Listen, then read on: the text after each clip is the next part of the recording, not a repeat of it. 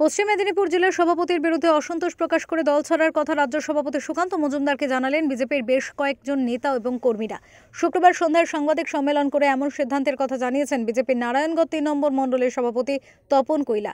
তিনি জানান, গত পঞ্চায়েত নির্বাচনে এই মণ্ডলে জেলাতে ভালো ফল করেছে, তারপরেও নতুন জেলা সভাপতি সুদাম পণ্ডিতের কিছু দল বিরোধী সিদ্ধান্ত মানা যাচ্ছে না। তাই বিজেপির ৩১ জন পদাধিকারী দলের সমস্ত দায়িত্ব থেকে অব্যাহতি চেয়ে রাজ্য সভাপতি সুকান্ত মজুমদারকে চিঠি পাঠিয়েছেন।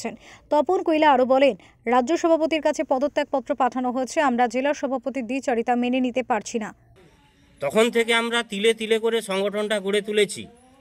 2023 সালের পঞ্চায়েত ভোটে আমাদের পশ্চিম মেদিনীপুর সাংগঠনিক জেলার মধ্যে আমাদের মণ্ডল সর্বশ্রেষ্ঠ রেজাল্ট করেছে। একটি অঞ্চল সমেত 28টা পঞ্চায়েত, 2টা পঞ্চায়েত সমিতিও আমরা এখানে জয়লাভ করেছি। আমাদের এই মেদিনীপুর জেলাতে নবনিযুক্ত নতুন জেলা সভাপতি সম্মানীয় শ্রী সুদাম পণ্ডিত মহাশয় নতুন এসছেন।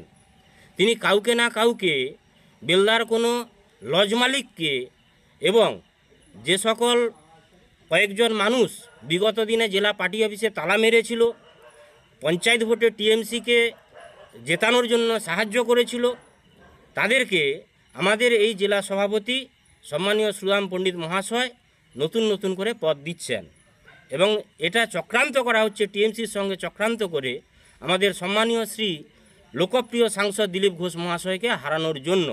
সূত্রের খবর, নারায়ণগড় ৩ নম্বর মণ্ডল সভাপতিকে বাদ দিয়ে একজন কনভেনার নিযুক্ত করা হয়েছে, যা একেবারেই মানতে পারেননি মণ্ডল সভাপতি সহ অন্যান্যরা। তাই কার্যত বিদ্রোহ ঘোষণা করে দল ছাড়তে চাইছেন তারা। ফেব্রুয়ারি রিপোর্ট, ওঙ্কার বাংলা।